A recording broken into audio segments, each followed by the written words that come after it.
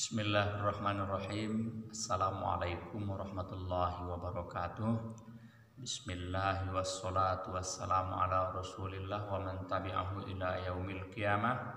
Subhanaka la ilma lana illa ma 'allamtana innaka antal alimul hakim. Hasbunallahu wa ni'mal wakil, ni'mal maula wa ni'man nasir, wa la haula wa la quwata illa billahil aliyil azim. Pada hari ini saya akan mengantarkan perkuliahan kita, meskipun kita akan sempurnakan nanti perkuliahan kita belajar di e-learning. Lalu kemudian ini sebagai pengantar strategi pembelajaran Al-Quran Hadis. Yang pertama, dipahami dulu. Kalau kita lihat makna strategi atau definisi strategi banyak diungkapkan baik ya di kamus ataupun di buku-buku pendidikan kita makna dari strategi. Tapi setelah kita baca dan kita simpulkan, strategi yang ingin kita maksud di sini adalah cara kita untuk mendapatkan hasil. Itu yang disebut dengan strategi. Lalu kemudian, kenapa dibutuhkan strategi untuk sebagai guru Quran Hadis? Kita ini sebagai seorang guru. Murid kita di dalam kelas bisa 30 orang, bisa lebih dari 30 orang. Maka tidak mungkin sama cara kita untuk menyampaikan ilmu, mengirimkan ilmu pengetahuan tersebut. Untuk itulah kita sebagai seorang guru Quran Hadis harus mampu menyikapi ke semua yang namanya murid kita berada di dalam kelas, yang tingkat pemahamannya ada tingkat yang lebih tinggi, ada yang sedang, ada yang rendah. Itulah kita tugasnya untuk tahu dan paham strategi apa yang harus kita gunakan, sehingga tersampaikan yang namanya materi kita Quran dan hadisnya. Yang berikutnya, dibutuhkan strategi pembelajaran Quran Hadis ini. Kalau kita lihat cara menyampaikan masing-masing ayat atau topik Al-Quran atau topik hadis, itu berbeda masing-masing ayat atau hadisnya cara menyampaikannya. Misalnya, ketika untuk menyampaikan yang namanya ayat-ayat yang ada di dalamnya hukum-hukum, itu tentu berbeda cara menyampaikannya dengan ayat-ayat mutasyabihat misalnya, atau ayat-ayat yang berkaitan dengan masalah kisah. Lalu itu berbeda pula cara kita nanti untuk strategi kita menyampaikan dibandingkan dengan ayat-ayat mutasyabihat atau dengan ayat-ayat yang hukum.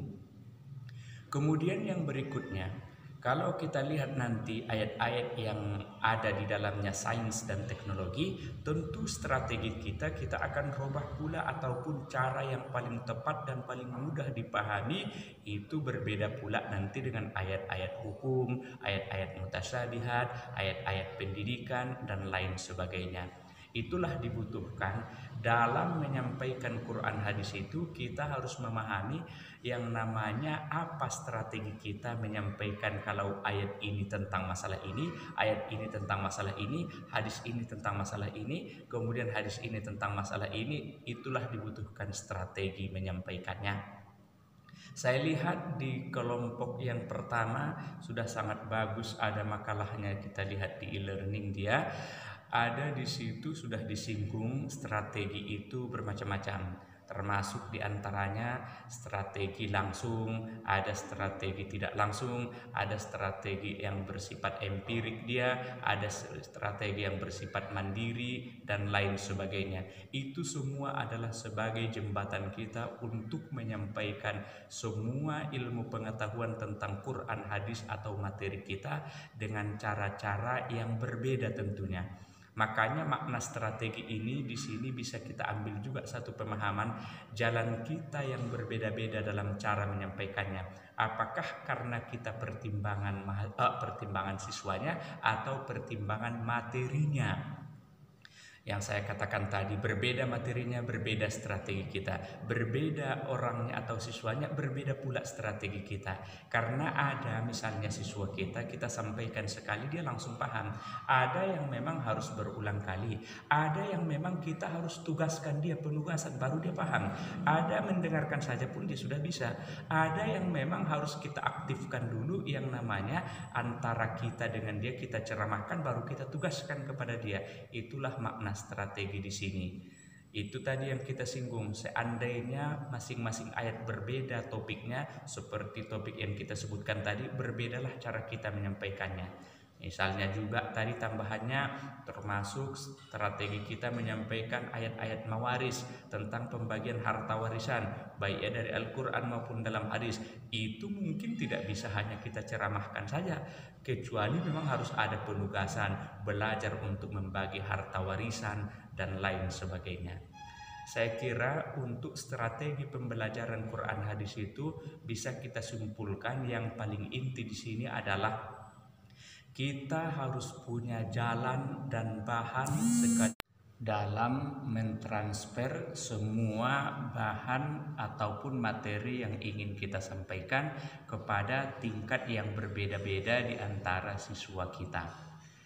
Lalu kemudian yang berikutnya, kenapa sangat penting kepada seorang guru memahami strategi pembelajaran Al-Quran hadis ini?